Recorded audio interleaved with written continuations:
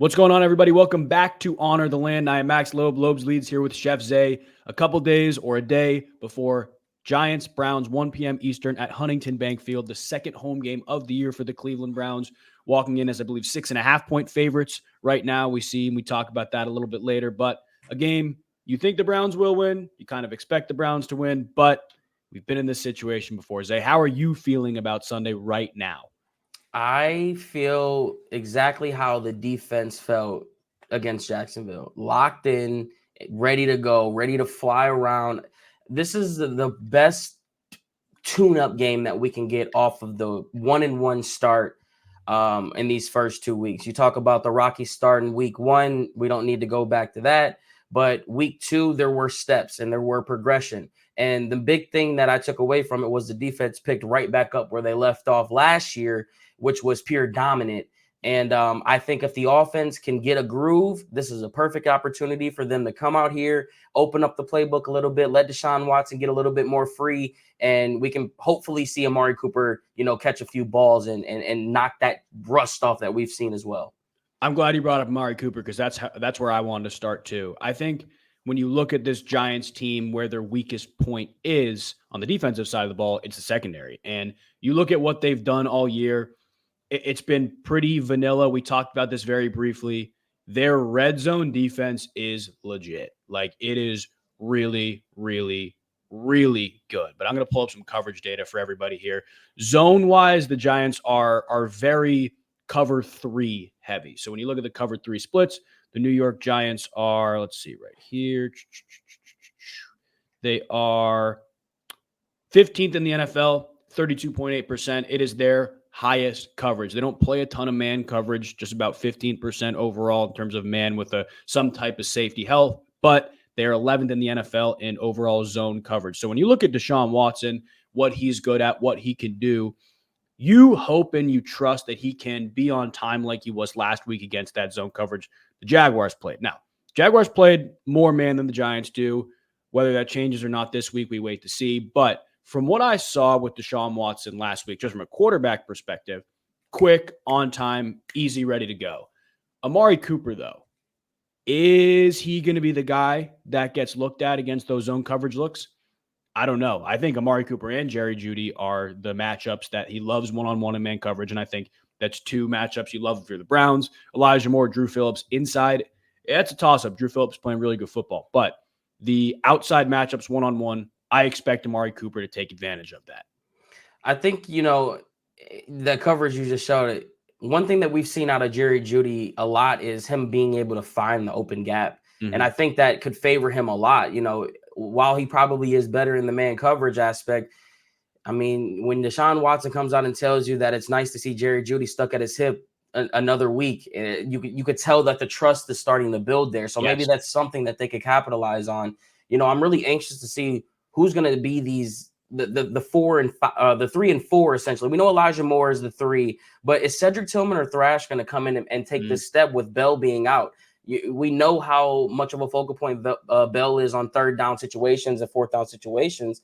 Could Tillman potentially be that guy? I mean, I can't imagine you don't see a 6'3" guy sitting in a zone, right? So It's going to be, like I said, this is the perfect opportunity for them to open up this offense a little bit and see what they can do with Deshaun Watson. So I'm hoping that Jerry Jeudy, or not Jerry Jeudy, we know he's going to do. I'm hoping Amari Cooper can take advantage of it as well, though. Yeah, I think they both will and they both can.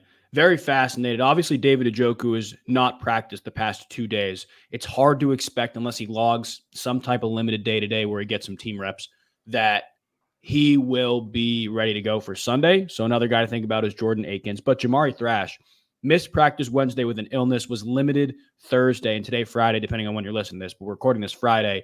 We wait to see what his practice deal is. If it's an illness and the trajectory is going up, you do assume that he will be back. Obviously, David Bell's done for the year, and they will not elevate Kadarius Toney this week. So that could be the guy that steps in. And I'm glad you brought up Cedric Tillman, too, because he's been running routes. He's been out there. He's been the 4th wide receiver. But last week, Bell outperformed. Deshaun Watson also looked his way a little bit more. I'm fascinated to see if they do anything to get Tillman more involved because, frankly, he hasn't been involved. And we know the talent's there. We know the talent's there. Like he was tearing up training camp. I mean, Yeah. he's 6'3". I don't see why you don't want to utilize a guy of that caliber. And not only is he 6'3", he's actually a physical 6'3". He wants the contact. He welcomes the contact. And in the AFC North, and the balls that Deshaun Watson is throwing, you want a guy that's going to go out there and take some hits. So we saw Jerry Jeudy take a big hit on that long pass on the sideline. Who's going to be the other guy he trusts? Right now, it looks like it's Jerry Jeudy, Elijah Moore. Yep. As much as we don't want to sit here and not mention Amari Cooper, I don't know. But Kevin Stefanski's got to do something different, because the vanilla offense that we have been seeing these first 2 weeks, once we get out of this stretch with the schedule that we have with the Raiders and the Giants and whatnot, you're going to need to put up some points. So we got to figure this out soon. Yeah, I do think that Stefanski throwing a little bit of a curveball with the volume Deontay Foreman got in week 1 and now volume in week 2. Like, he got double the amount of carries as Jerome Ford. I didn't even realize that was how it was. I figured he got more, but not like that. I think maybe we see a little bit more of that too. I do think you bring up a great point in the sense that the Browns have 3 games in front of them before week 6 in Philly, where you figure these are the games you get your offensive identity back. In a perfect world, maybe Nick Chubb is back in some capacity week 6 as well. So you try to get your offensive identity back in these next 3 games. And I do think it is about experimenting a little bit, because nobody saw the Deontay Foreman stuff coming last week, and it was huge for them to stay ahead of the chains, to occasionally have the big runs, but also allow Jerome Ford to come out and average, I believe it was almost 8 yards a carry on the 7 touches that he got, because he was able to have fresh legs, stay explosive. Now, this week against that Giants front is a little more difficult than the Jacksonville front. We talked about that defensive line a little bit. That Giants D-line is no joke. And you have Brian Burns and Kayvon Thibodeau on the outside on the edges, Dexter Lawrence on the inside. I think it's probably going to be the best interior guy they play all year. It is no joke up there, and their linebacker play has been pretty good too. You have Bobby Okereke, borderline All-Pro, Micah McFadden. Like, the front 7 is legit for New York. It's about as legit as it gets, but that front 7 can play. And if you're the Cleveland Browns, I think it's a similar approach in the run game this week. Just stay ahead of the chains. It doesn't need to be anything flashy, anything fancy. Stay ahead of the chains, be efficient, obviously take care of the football. Then when Jerome Ford gets out there, maybe he gets some more explosive touches. Interesting to note, Pierre Strong did not practice either day this week too. So you kind of assume he's out. If he's nursing something, he's going to be limited on Sunday as well. What does the run game look like for you this week against the Giants? It needs to be the same, honestly. Like, I think it's always worked, especially with this team. Like, the lightning and thunder aspect of it. You got one guy who's getting the bulk of the carries, and you got another guy that comes in and that breaks it away. Kareem Hunt may not have been the guy that's going to go out and get you a 60-yard touchdown run, but guess who is? Jerome Ford is perfect in that lane. He is built to go out there and get you a 30-plus yard run once a game. And if you got a guy like Deontay Foreman who's able, we talked about this on the last episode, if you got a guy who can do that and take the load off, I'm fine with Jerome Ford getting his 7 touches there and 3-4, pass opportunities in the pass game, because he doesn't need 15, 16, 20 carries a game, because all that does is put that microscope on him, like all the fans have been doing, and say he only averages X amount of carries. Okay, well, maybe he's not the bell cow back. But if you're talking about going out there and getting an explosive play and getting your guys a jolt in the arm, Jerome Ford is the perfect guy for that. And I think Foreman complements him well, which is why I think they went that Royce Freeman addition, a guy who is more of a can hand you the ball off and let you pound it and ground it type guy. Yeah, they call him Rolls Royce. They love his ability to stay between the tackles, get the tough yards. How about Kareem Hunt going to Kansas City, going back? Week 3 repeat of going back to an old team 2 years in a row. It's wild. And talk about a great fit, right? I mean, Kareem Hunt pretty much fits in a lot of places, but it's going to be no thinking, plug and play, pick right back up. You need him to block. We know he can block. You need him to run hard. We know he runs hard. You need him to catch a pass. You know he can do that. Talk about being a great teammate for you guys. Like, it is such a great fit for the Kansas City Chiefs, as if they freaking needed it. Yeah. But taking that aspect out of it, I'm happy for him, man. You hate to see how his career has panned out. by needing injuries for him to get an opportunity. The talent's there. So I hope that he can come out and have a bounce back year and show people that he deserves to be in this league, because he does. Yeah, and it legitimately could start this week because it's a different offensive coordinator, but it's the Andy Reid system, so it's a lot of the similar language and scheme. I mean, he could step in and play this week, which would be awesome to see from a Browns fan perspective until Kansas City travels to Cleveland later on in the year. But that's besides the point. Offensively for the Cleveland Browns, you feel like you have the advantage through the pass game. The run game, you don't know. I think it's pretty even, to be honest with you. You got to have the same approach as you did last week, though. I'm 100% with you. Just get the tough yards, stay ahead of the chains, allow Deshaun Watson to, number one, feel comfortable in the second and third down situations he's operating in. But number two, you can't let the Giants pin their ears back and rush the passer, because that's when that defense is at their best. That's where all the money is on the defense. That's where all the talent is on the defense as well. The offensive line for the Browns against this Giants defensive line is what I'm really watching. Obviously, the tackle spot will be a point of contention and discussion probably until midseason, until everybody's healthy. DeJuan Jones, limited the past couple days. Jed Wills, limited the past couple days. Jack Conklin, though, 2 full days of practice. So you assume he will be up and ready to go Sunday. But where is he going to play? On which side is he going to play? I got no clue. I mean, I want to see him on the left side. All pro talent guys should be able to do it, right? Like, if there's anybody, and we're talking about DeJuan Jones and potentially him maybe not going as well. You got a guy who's familiar with the right side, whose natural position is that, but the problem is he doesn't want to practice or can't practice for whatever reason. And Jedrick Wills. So there's a lot of different questions, and it sucks that we have to sit here and talk about, offensive line, who's going to be where 3 weeks into the season.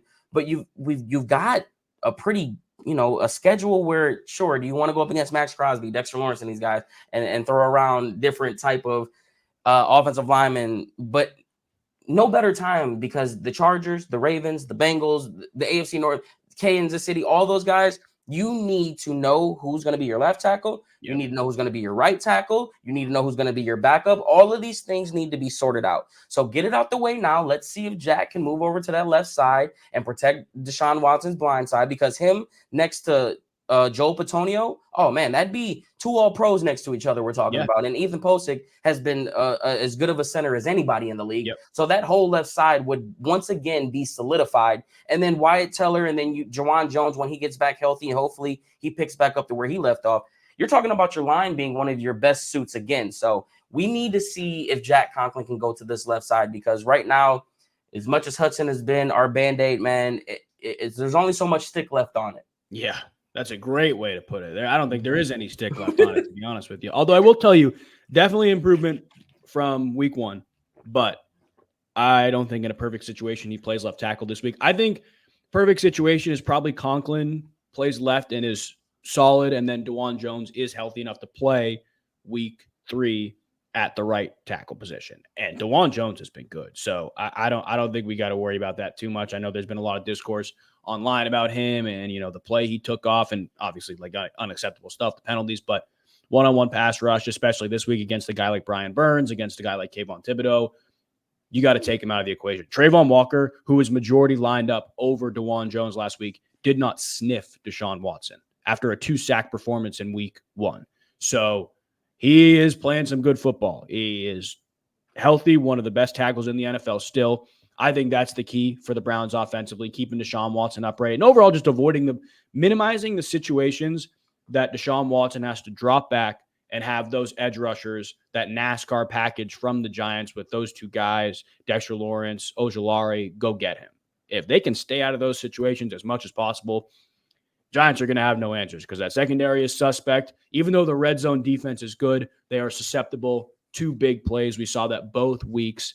I am very, very fascinated to see what the Browns do in the red zone. I think that is going to be a huge point of contention for this team. And I do encourage any Browns fans listening right now, if you get frustrated with the Browns red zone offense this week, because they're going to be there. I think they're going to be there a fair amount.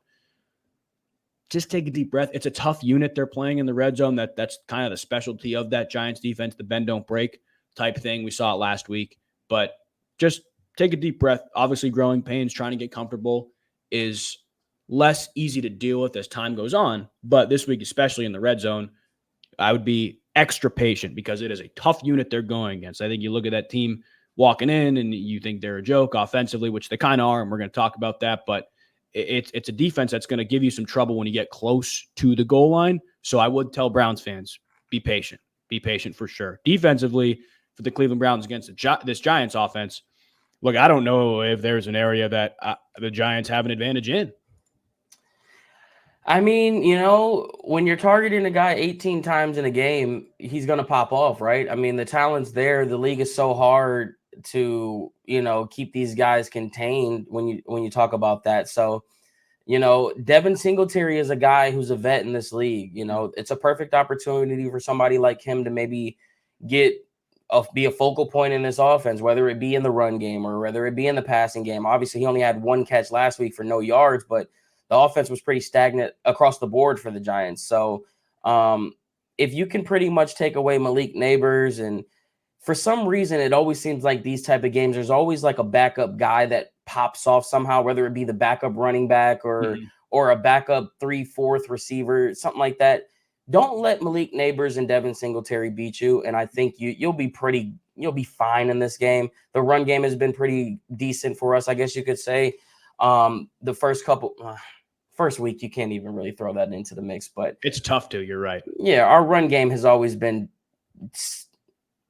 not par. I guess par. I won't, me people. I say something, they run with it and hype it up. But I'm excited to see what they do because you do have a super talented Neighbors, and it's another test for these corners. Obviously, Denzel Ward had that little, was it a shoulder injury? Yeah. So that's something to monitor, but if we don't come out here and handle business, man, we got some problems. Yeah. We got some problems. I think at the heart of what the Giants are going to want to do offensively, it's get the ball to Neighbors. What is really intriguing to me because of how much man coverage the Browns play is what happens if Ward is either limited or out. Because, you don't necessarily travel corners if you're the Cleveland Browns, especially when you're playing man coverage. But this week, if you have Greg Newsome on Malik Neighbors on the outside because Ward can't play, you don't like that matchup. I think you're much more comfortable with Martin Emerson. And I think that's a great matchup. It's a matchup I'm going to be watching all day. But if you're not going to travel corners and you got one-on-one with Greg Newsome on the outside and Malik Neighbors, I am terrified. I don't like that matchup if I'm the Browns. I'll be comfortable with it as long as you have a safety over top to help Greg. Greg's really good within the first 5-10 yards of the ball. He can press a guy. It's once he gets beat, that's where once he's burnt, as long as the receiver's catching it, more than likely they're gonna get the big chunk. But have a safety over top of him. And I'm not worried about MJ at all. He can definitely lock up the best of them. We seen what he did when Justin Jefferson came into town and practice. But yeah, just keep a safety over top for Greg and he'll be fine. As long as our defensive line is getting to Daniel Jones, Malik Neighbors isn't going to be able to do anything over the top. So yes, we should be fine in that aspect. Yeah, I don't think the offensive line for the Giants, though it has improved, is going to be able to do anything against this Browns defensive line. I will tell you that matchup, Andrew Thomas, Myles Garrett, will be one of the best matchups any pass rushing tackle guru can watch all year. I'm fascinated to see how that goes. But anywhere else along the offensive line, you feel like you have a clear advantage if you're the Cleveland Browns. I think drive after drive, the Giants are going to try to stay ahead of the chains, whether that's in the run game, screen game, and they're not going to be able to. And then when you get into third down, you're going to have to drop back, play man coverage. Look, the Giants got nothing there. They're going to be in trouble, and it's going to be really bad. The only way I think the Giants can stay ahead of the chains, and this is my biggest key on both sides, Giants offense, Browns defense, quarterback run game. And I think because of how much man the Browns play, especially in those, pin your ears back, go get the quarterback situations, you can't let Daniel Jones escape the pocket. That will be the quickest way to die if you're the Browns defense. And I think they'll be okay. Whether they keep a spy in is another question. I don't know how much you trust your DBs on the Giants receivers. You probably do. So if that's the case, you can probably feel more comfortable with the spy and take away help inside, whatever it may be. But quarterback run game, if I'm the Browns, is really the only thing I'm worried about. Obviously, Malik Neighbors is definitely something you got to worry about. The inside Wan'Dale Robinson, I like Greg Newsome against him. I worry about Cam Mitchell against him. We wait to see, obviously, with Denzel Ward. That is the biggest thing. Another thing to note, and we're recording this on Friday, so we don't fully know, Myles Garrett hasn't been practicing the past couple of days. Whether that's a precautionary thing or he actually picked up something significant against Jacksonville, we kind of wait to see. Zadarius Smith has been limited the past couple of days. I wouldn't worry too much about that. But, outside of Mo Hurst being out on IR, this defensive line is healthy, and the backup stepped up a ton last week. I think defensively, this Browns team has the advantage virtually everywhere. Yeah, no, 100%. And the injury, I think, with Myles was something that he was dealing with a foot before the Jacksonville game. So it's probably something lingering along those lines. This should honestly be one of those games where Myles has 2 sacks in the first half. Yeah. We're up 14, 17 points. And you probably very rarely see Myles the rest of the game in that aspect. I imagine that's the direction that they want to go. And obviously, you have to wait to see how those things unfold. But like you said, Daniel Jones, I mean, if you let Trevor Lawrence scramble 2 for 44 with a 33-yard run, imagine what Daniel Jones could do. So obviously that's definitely going to be something that I imagine is their point of emphasis going into the game, because we know Daniel Jones can get wiggly with his feet. Yeah. Like he's fast in that aspect. So it could definitely be something to pay attention to. But I think if the Browns can take away this run game, you'll limit the scrambling of, Daniel Jones as well, unless he just makes a great play, because the line should be getting to him and he should be running with a chicken like his head cut off. So I probably would lean over, honestly. Yeah. Absolutely. Absolutely. And I think the line will get to Daniel Jones. It's just a matter of when. But defensively, you're the Browns. You feel like you have pretty clear advantage. Offensively, you know where your matchups are. So I'll kick it to you, either side of the ball. Which player are you watching the most? And I'll give you my offense and defense, and we'll kick it back to you to finish. But which player do you have your eyes on the most, either side of the ball, for the Cleveland Browns? You want me to give one on each? I could probably give you one on each. Give me one on one side of the ball first. I'll give you 2, and then you can give your final one. Okay, yeah. Let's go on the offense. I think the who should I watch the most, man? It's so tough because I wouldn't say there's any position that you really got to laser focus on. Offensive line, we've done that every week. It's so tiring. But if Jack Conklin plays, man, that left tackle spot is going to be hard not to watch to see how good he actually is. We've seen a lot of Zach Zinter the last game where he was thrown in those eligible packages. So it seems as if they're trying to usher him into this scheme a little bit quicker than maybe what they have liked. So the offensive line has got to be the one you look at. But I will go ahead and say Amari Cooper. We need to see something, like, you know what I mean? Whether it be positive body language, whether it be him finally catching the ball, something to show me that there shouldn't be any panic. I'm not panicked. I think he'll bounce back, but Amari Cooper, we need to see something. I love that. And I think we will this week above all weeks. I think they will make it a point of emphasis to that, to get him the ball. And going into the last game against Jacksonville, what was the biggest point of emphasis for the Browns? What was really bad? They couldn't run the ball effectively at all. And what did Kevin Stefanski do? I believe it was the first play of the game, but first drive. Multiple 6+ O lineman packages, put Deontay Foreman in there, who didn't even have a carry in week 1, and let them go get ahead of chains, let them go get big runs. And, the offensive face mask on Foreman negated a pretty good day for him. So that Browns run offense was really good. And I am looking at the offensive line, but I'm looking inside rather than outside. The tackle position is always going to be a big talking point until everybody's healthy. But you know what, actually maybe a talking point after everybody's healthy too, regardless. But the guard play, I'm fascinated to see that, because Teller, Bitonio have been good, but not to the standard we've seen them the past 2 years, whether that's age, schematically, whatever it may be. They've been good, but not as good as we've seen them. This week, Dexter Lawrence, that is a game wrecker. Like, that is, like I said, the best interior guy you're probably going to see all year. Can wreck a play in an instant, can wreck a game over the string of a few plays as well. He's a great pass rusher too. That's the other thing. Like, you have those guys on the outside. You worry about Brian Burns, Kayvon Thibodeau. Dexter Lawrence is a great pass rusher when it comes to the interior guys. If you're Wyatt Teller, Joel Bitonio, even Pochich at some points, like, you got to do everything you can. I think it's going to be a collective effort to eliminate him as much as possible, because, again, if you're the Browns and you can't stay ahead of the chains, it's going to be a tougher day offensively for you. So in the run game, I'm looking at those guys to really step up and really have a big impact. Those 3 interior guys, but especially the guard play.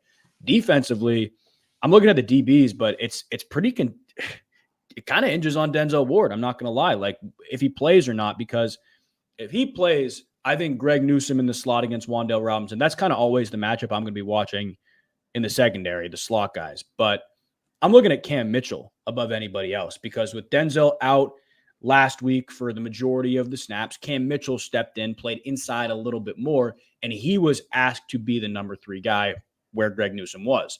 Now, if you're the Giants, you know you're going to be seeing a lot of man coverage, especially in those third down situations, maybe some blitzes. Got to get the ball out fast if you're Daniel Jones. The matchup may not be Malik Neighbors on the outside, regardless of if it's Newsome or Emerson. I think it's going to be Wan'Dale Robinson on Cam Mitchell. I think that's where they look before anything else, to be honest with you. Malik Neighbors is going to get his targets, and I know Browns fans are going to be disappointed to see, an outside receiver have that many targets or catches by the end of the game. I also think the game flow is going to play into that because Giants are going to be losing. They're going to have to throw the ball more. But I'm looking at Cam Mitchell to step up on the inside, assuming he does play some decent amount of snaps he did last week, and kind of eliminate the slot guy that Daniel Jones loves to throw to so much, because even some of Neighbors' targets in his yards last week came on the inside. It was very much between the hashes for Daniel Jones in terms of where he likes to look as well. So the inside guys, Cam Mitchell, especially if they're playing man, I'm looking at him the most. I like that. I'm going to go someone. I'm not going to go really like X's and O's here. I'm going more so project. Like, I loved what I saw. Jordan Hicks. Ooh. He was a missile. Like, the guy, I'm getting goosebumps thinking about the energy that I saw from this guy, because I didn't know he carried that type of energy with him. He was flexing after plays, the sacks, like the it's too easy from the sideline. Like, when you talk about AFC North type players, I think Jordan Hicks is the brand that fits that. Like, we always like to go the JOK, and we know what he likes to bring. But this Jordan Hicks thing, man, everything we wanted Taki to be, like, how many times have we looked at the first 2 weeks and called out Taki's name throughout the years? Yeah. It was always, Taki gave up a play here. He may have been good here. We haven't heard anything as far as Jordan Hicks giving up anything. So I'm super excited to continue to watch him grow, because last week I got to see it up close and personal. And I'm like, that's 5'8" out there. Like, okay, this is different. And if he can continue on that trajectory, bro, oh my, we saw how many plays JOK is blowing up in the backfield. It's giving guys like Grant Delpit free rushes off of the edge, because your middle guy and can direct and maintain that. It's exciting to see, because for years we've loved Taki, and he's always gotten some things where we've had to be like, oh man, if we had a better this, it would look better. Well, I think we've gotten that from Jordan Hicks up until this point, especially last week, and I'm anxious to see that move forward. Yeah, could you imagine if the Browns got another like juice guy in the linebacker room next to JOK? Bro, I'm telling you, the goosebumps are there. I didn't know, he didn't seem like he brought that energy, and that sideline to sideline video cleared that right up, and seeing it up close and personal, how active he was, man, it's like that's not even like lightning and thunder. I don't even know what you call that, but that's a dangerous little combination right there. Absolutely, especially if they can get those TFLs like they did last week, and then they can get into their more comfortable sub packages, pin their ears back, especially this week against a Giants team that you probably don't think can beat you in those man coverage matchups. They're going to be in great shape. Let's go score prediction. I think it's going to be a moderately low scoring game. What do you think? If you say low scoring, I think the Browns are going to put up points this week. I need to see the Browns put up points. I know you mentioned that red zone stuff, and that kind of worries me, just for the simple fact that Kevin Stefanski likes to get so passive, and he isn't afraid to take the 3 points. Although he's been really aggressive on fourth downs as of late. Yeah. The thing that I get worried is we get that 17, 14-point lead in the first half, and then we see what we see typically, which is them letting their foot off the gas, and somehow the Giants wiggle their way in. But if it goes the way that I expect it to, and I'm setting an expectation this week, they need to come out here and put up 24, 25 points minimum. Like, offense needs to come out here, and it needs to be at the hands of the offense. I don't need to see the defense come out here and dominate again, because I know that they can do that. I need this offense to open up. I need to see the steps from Kevin Stefanski and trusting Deshaun Watson and the receivers that surround him. I need to see Ken Dorsey's new spread get active, and I just need this offense to take away some of the stress that these fans are feeling. Because as a content creator, I mean, I know you feel it. I feel it at a 10 times pressure. The fans are starving for a good offensive performance. So please give us something to run with. So you're going how many points for the Browns? I feel like it's gonna be one of those 28-3, 28-7 type games. Interesting. Okay, so we'll 28-3 or 28-7 right now. I just don't see how they score on us, man. I can see it, but I just don't see it if our defense plays. I'm gonna stick with my gut, man. I'm gonna give them 3 points. I'll give them 6 at the most, but 28-3 is my score. Love it. I'm with you. I do think the Browns put up a good amount of points. I think this week, above all weeks, it kind of has to be the week. But I'm going to go 24. I'll go 24-10. I do think the Giants can get a garbage time touchdown, but I'm not going 3 touchdowns and a field goal for the Browns. I think it's a touchdown, a safety, and 5 field goals. I think the Browns are going to have the ball plenty. I think the Giants are going to shut the door at the goal line. That's kind of how it goes. We'll go. All right. Honor the Land Fantasy, picking up Dustin Hopkins. Yeah, exactly. Max Loeb called out first touchdown for Lazard yesterday. He's on fire. Yeah, well, I was on fire with that. The other ones were not great. But no, I do think that this is a tougher matchup for the Browns and the red zone. But the reality is, like, time of possession, like, I don't see how the Giants move the chains. Like, it's not even scoring. Like, it's moving the chains. And if you're the Browns defense and you get them behind on first and even second down, you are going to be in a great spot. You're going to be in a great spot. I think as soon as Daniel Jones sees his one-on-ones with Malik Neighbors, he'll take them. But I think that'll go back and forth. I don't think there's going to be crazy explosive plays there. Garbage time touchdown, but 5 field goals for Dustin Hopkins. That's my hot take of the week. Giants 10, Browns 24. I do think it's going to be a closer game for the first half. I think the Browns kind of pull away, but they are far and away the better team here. They should not lose this game. I think we're on the same page with that. No, yeah, this should be easy pickings, but nothing's easy in the NFL, obviously. Yes. But you could very easily come out here and get smacked in the mouth at home yet again. But I imagine this team is salviating at the mouth to get that first week home loss out of their taste buds. So this, please, man, just beat the crap out of these guys.